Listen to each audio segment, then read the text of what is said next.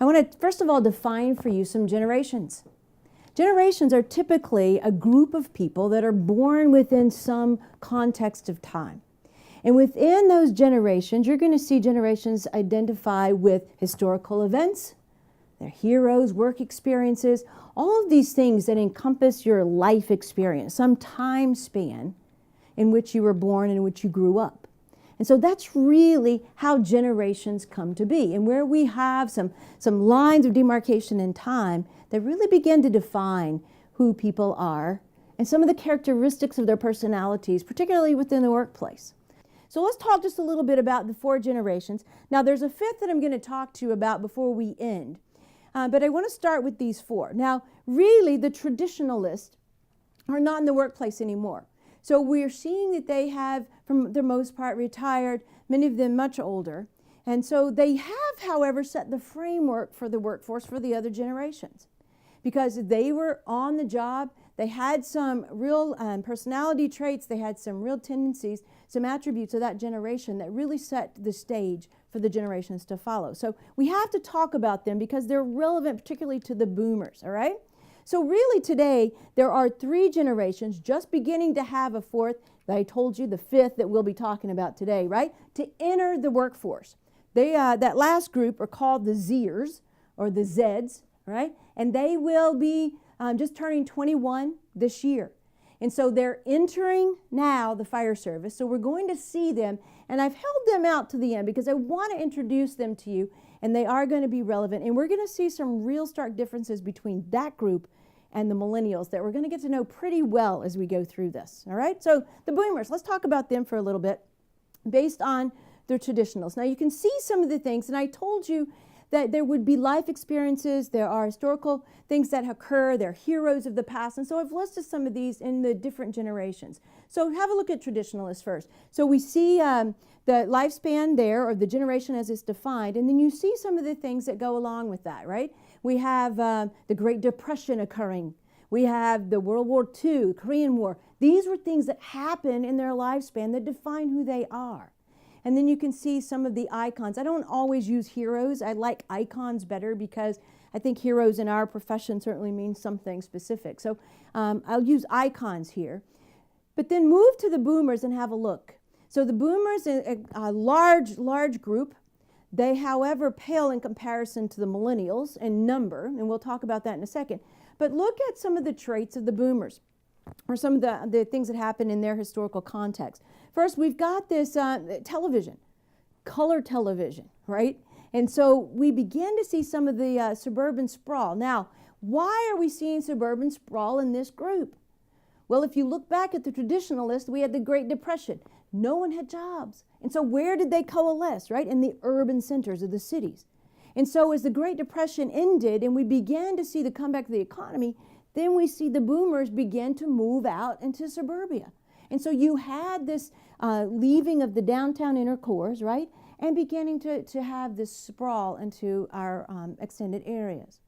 Now, during their lifespan also, they were faced with Vietnam. Many of them were drafted, right? Then you have Watergate, that took place there. Some of the icons, Martin Luther King Jr., certainly an icon of that boomer generation. And as we go through some of the traits or the attributes of the generations, I will reflect back to these experiences during their historical context because they are relevant to some of the attributes that you're going to hear. And then with the Xers, let's move to them. Now the Xers are the smallest group so far. Generation X, much shorter year span, and we see some of the differences that occurred. Now they first got to experience Sesame Street, right? So one of the things that I want you to also see that they experienced here was divorce, all right? Their parents, not them, their parents were divorcing. And so we begin to see for the first time, you see, traditionalists would have never divorced. Boomers, though, began to divorce. And so we see the Xers, right, for the first time being latchkey kids. How many of you were latchkey kids? All right? A lot, I suspect. Okay? I was a latchkey kid. Because why? When divorce occurred, what happened? Mom had to go to work, right? And so the kids came home from school, and for the first time, there's not a parent at home. And so we were latchkey kids. And so a lot of Generation Xers began to experience this. Now, I'll tell you a little secret about Generation X, and I'll bring it up again. Generation X is a generation that's angry, and they don't know why. All right? So we're going to use some of this and be very humorous as we get into some of the personality traits. We'll come back to the Xers in just a little bit, but you can see they also at MTV. This was the first generation to experience someone else telling us what to think when we listen to music. Right? So we now have video instead of your imagination to go along with music. But look at their icons. Who do you see there? Bill Gates, right? So if we look at Bill Gates, and we'll talk about the icon of millennials in just a moment, and you'll begin to see some of the transition of how these reflect this generation category. So let's move to the millennials. Now, millennials, I'll have to give you a little bit of a hint here. You're probably going to get picked on a little bit, but don't be offended. Again, I said nothing's in concrete. But we want to talk some about the millennials, and this is not across the board. It's not all millennials by any stretch, but the millennials really take on and have become known as the me generation. And we're going to go through some things in just a little bit that help us express why that is, okay? So don't anybody get offended. We're going to use a little humor as we go throughout here. And remember, nothing is in concrete, all right? We're all sometimes reflected in the generations before us, and our parents, and certainly in our children, because they keep us current. Right? And we'll take on some of those attributes as well. But millennials, let's talk about them for just a second.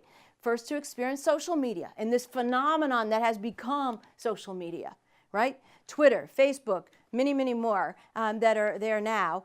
And so we have, for the first time, this new phenomenon. We have them experiencing things live. This group watched 9/11 live. Okay, it was broadcast on television. We didn't get to see Vietnam live, right? They watched 9/11 live. They experienced things like Katrina, right, live. And so these are experiences that previous generations had not had. We didn't have that opportunity because technology didn't exist to do that. And then we see their icon is more of a Mark Zuckerberg. Now compare Zuckerberg to Bill Gates. And that's going to give you some context of the personality types, the drivers, right, in these two generations. So for both fire service and for union leadership, our local unions, we have at least 3 distinctive generations within the workforce, all right? So we have, and as I said, there's another one coming, but these are the 3 we're going to focus on primarily. So first, boomers. So let's talk a little bit more about these attributes of these generations. So with boomers, boomers are very much team players. Okay, they like the group interaction. They like to invest time in work, right? In fact, a lot of them are workaholics, right? They actually live to work, all right? And so with the Xers, I told you already they're sort of angry and don't know why. So Xers tend to be a little bit skeptical about things. They are hesitant to trust. Now, why would that be? We already talked about some, their parents started to divorce, right? So they've had some breaches in relationships that will cause them to have some of this mistrust or lack of trust, right? A little bit skeptical, but they also want to have home. They work, they have great work ethic, but they want to go home because they want that family balance that perhaps they did not have growing up. And so they are focused more on family than we might see in the millennials. So the millennials then, very little patience. They are not happy if they get bored.